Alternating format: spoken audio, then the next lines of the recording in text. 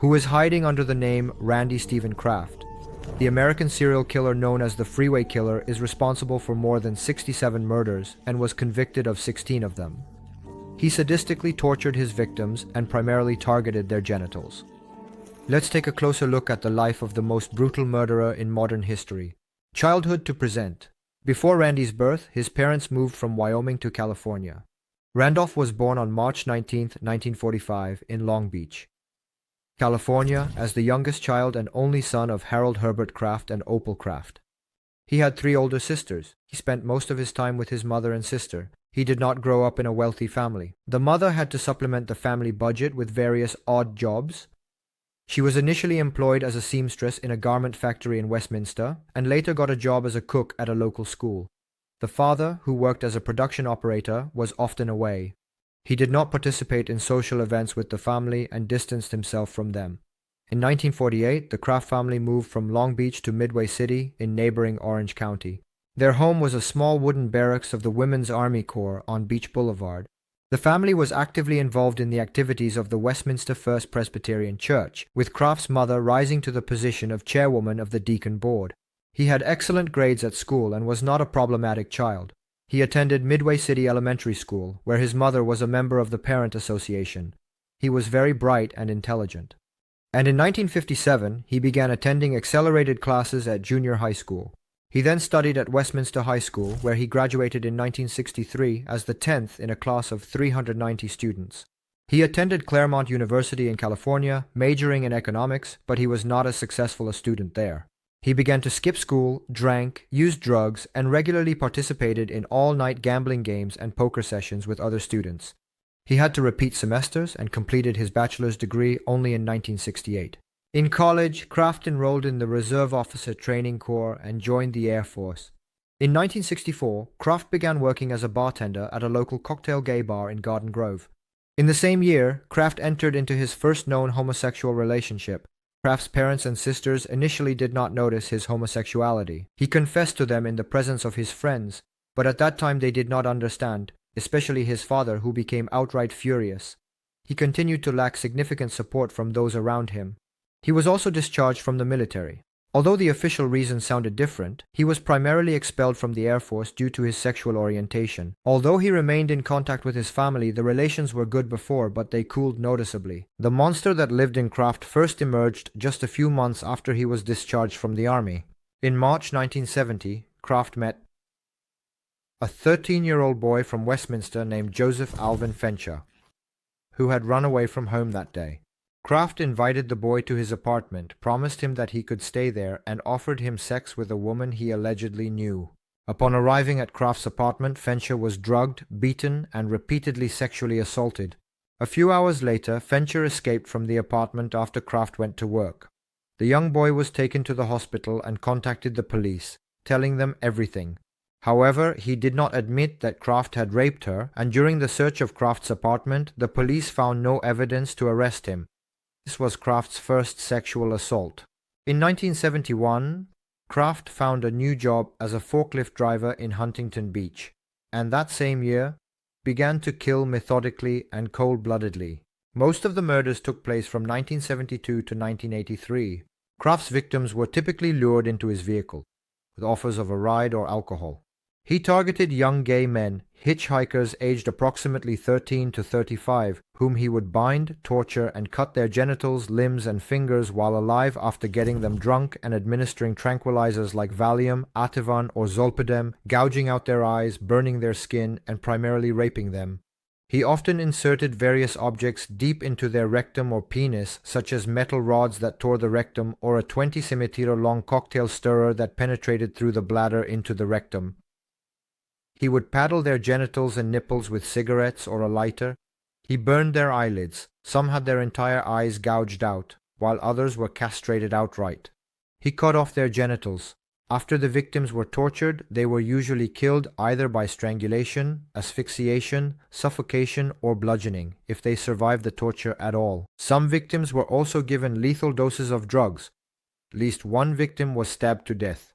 In many cases, Randy dismembered his victims and then discarded the individual parts from his car along California highways or in various parts of Los Angeles. Kraft primarily killed in California and Oregon, with two known victims being murdered in Michigan in December 1982.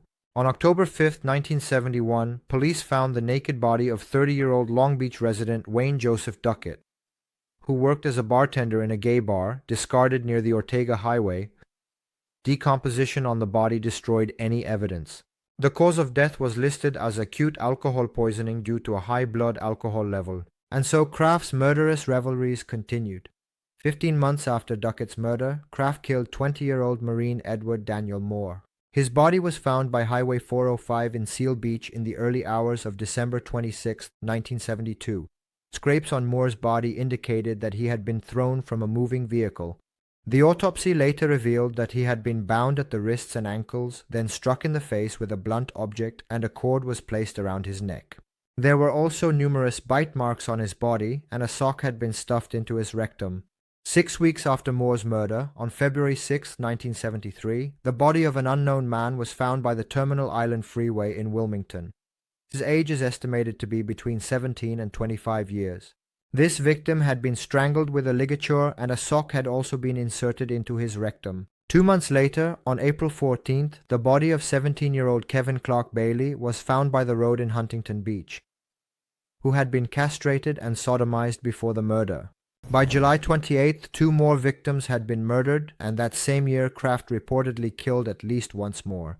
A victim named Vincent Cruz Mestas, whose body was found in the San Bernardino Mountains, had a sock pushed into his rectum like several previous victims, but additionally, he was missing his hands, which were never found. Over time, the police realized that a serial killer was operating right under their noses and that the cases were connected.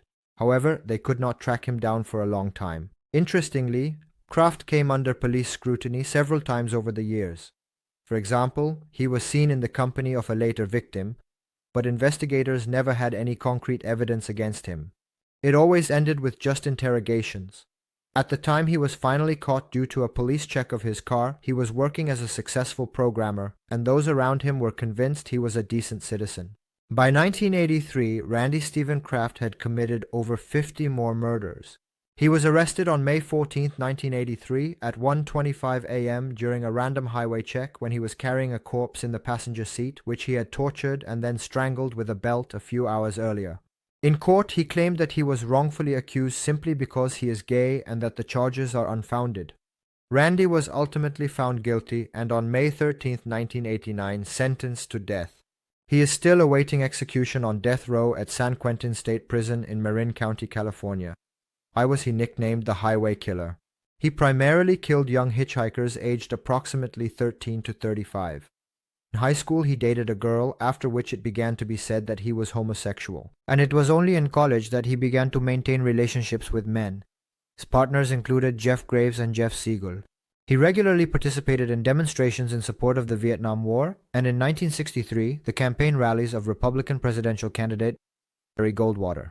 He later stated that these actions were merely a simulation of his parents' political views, not his own, and he referred to his second year in Claremont as the time when he abandoned the last vestiges of his conservative ideology. He was also known for regularly going to Laguna Beach and Huntington Beach, where he engaged in casual sex with hustlers. During his service in the Air Force, Kraft achieved the rank of Airman First Class and Supervision Manager. Kraft's likely first murder victim was a man named Wayne Joseph Duckett, whom he intoxicated and strangled. The total number of victims exceeds 67. On the so-called murder list found in Kraft's car trunk, the day after his arrest, there were 62 entries. Of those, 37 victims were identified, and a total of 16 murders remain unsolved. The list included nicknames of the victims, such as Dog in translation. This nickname belonged to a young man whom Randy met in the park while searching for his dog. He was 26 years old at the time of the first murder. This is called thrill killer, driven by excitement, and a lust killer, driven by desire. Some participants in the court proceedings noticed that Kraft smiled while listing the details of the individual murders. During a thorough search of Kraft's house, photographs of boys and men were found, sitting or lying limp in a chair. Each photograph was accompanied by a coded message. These codes were deciphered by FBI experts only after several weeks.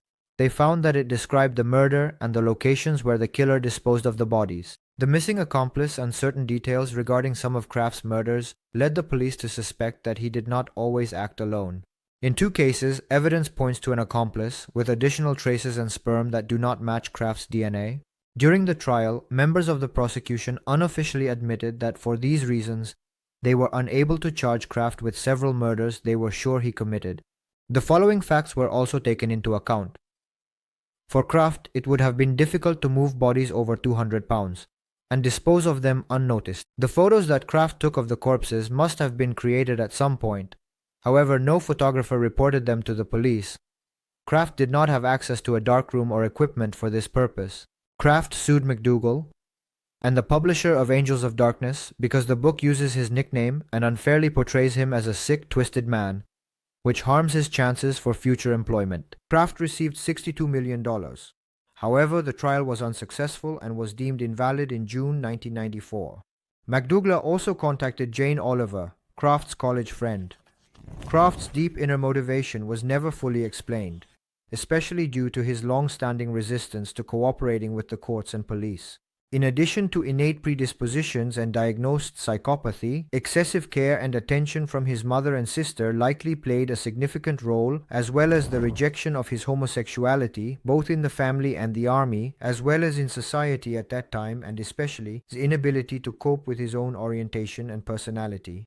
His focus on male genitals and sexual sadism also indicates this. Furthermore, the childhood injury when he fell on his head and spent several hours in a coma may have contributed to his behavior, according to experts. Psychologists and psychiatrists hired for the defense found certain abnormalities in the area controlling impulsive behavior and sexual conduct during an EEG of Kraft's brain. Given his highly above-average IQ, which measured around 129 points in repeated tests, it is clear why he was able to hide his actions from those around him and the police for a long time. He is therefore a creative personality with a sense of strategy, detail, and a tendency towards obsessive-compulsive behavior. His strategic plans for murder and his compulsive need to control his victims speak for themselves. According to McDougal, the mutilation of genitals symbolized the expression of loss of masculinity in the victim and, conversely, the reinforcement of the perpetrator's own masculinity. Socks, branches, and other objects inserted into the victim's rectums before and after death were meant to represent a symbolic penis and, along with the undressing of the victim, to emphasize their degradation.